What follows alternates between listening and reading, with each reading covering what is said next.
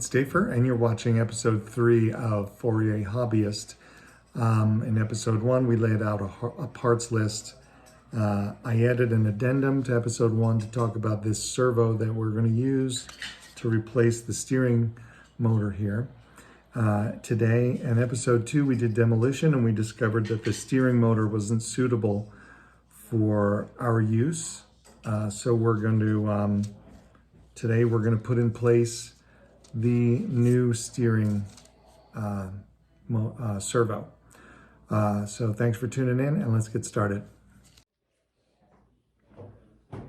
So I had to do a little bit of cutting here to make space for us to fit this servo in here and position it ideally. I made this simple 3D model of a harness that will lift the servo to the perfect position so that it can swing 180 degrees to get the maximum steering. And I've modeled this harness so that it sits in here and the servo is placed in the ideal position so that the steering rod is, when the wheels are centered, the steering rod is perfectly positioned over the axis of the servo. Okay, so that means that as the thing swings 180 degrees, because of the harness, it will have clearance over the existing pieces of the chassis, and it will maximize the ability to steer using this rod, the original steering rod. Okay, so all I need to do now is mix up some epoxy and put this in place. So here we go.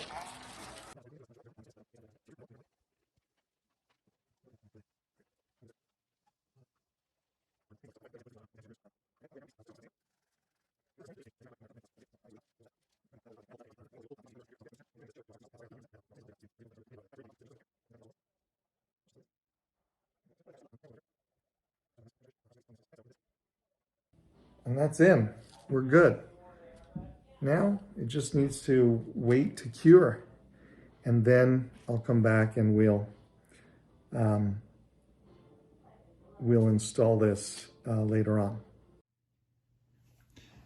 Okay, so it's been 24 hours. Our epoxy has hardened here, and we are ready to put our servo in place for the steering mechanism.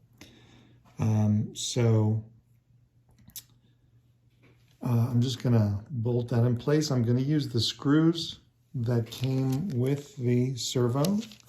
My harness that I 3D printed is designed to work with those same screws. I'm not using the horn that came with that servo, but rather the same horn that was part of the original steering mechanism. So what's next here, what I have here is a servo tester. It's a very simple device that's very fun. My daughter loves it.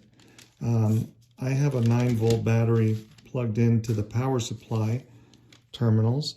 That may be a little bit much, but we'll see. And what I want to do to test the servo, obviously I've already tested it before I installed it, but I take the servo lead. The red obviously is positive voltage. The negative is the dark brown, and the signal is the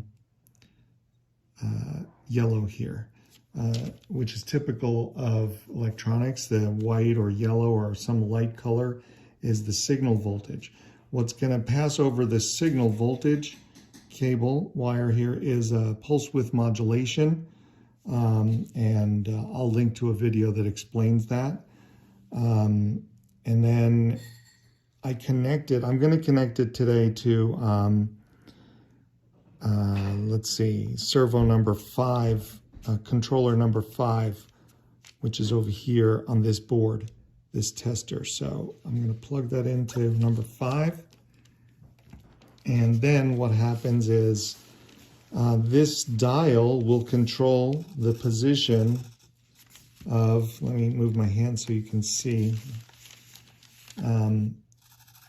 That dial controls the position of the servo from minimum to its maximum.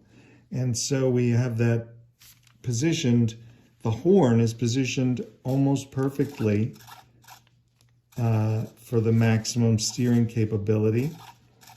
And if we're not sure exactly where the center is, we press this button and it moves the servo to the center immediately. While after pressing that button, this dial no longer works, the potentiometer here.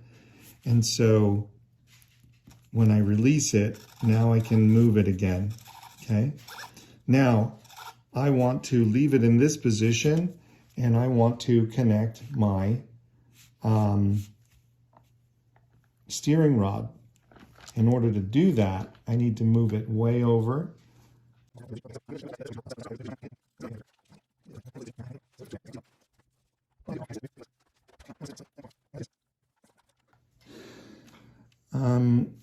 Just for kicks, it's not super important, but what I'm going to do,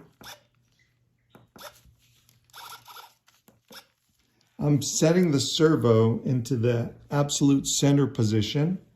Then I'm replacing the horn in a close to absolute center steering. And then I'm going to go ahead and tighten that down. And now physically, what I've done is physically made the center steering straight ahead and the center of the servo's path are now aligned. Now I'm going to be careful. I don't want to break anything. This servo won't go all the way in either direction, but now we have steering.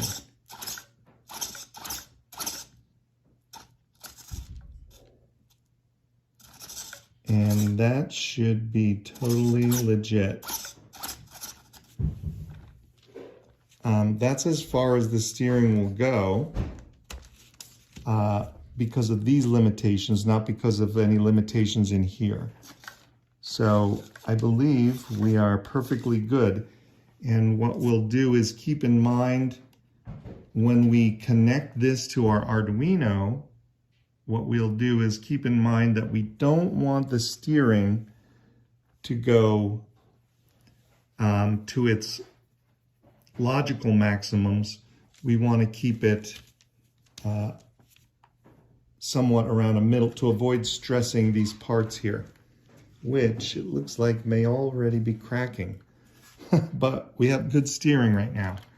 It's just a matter of connecting this to an Arduino. Thanks for tuning in.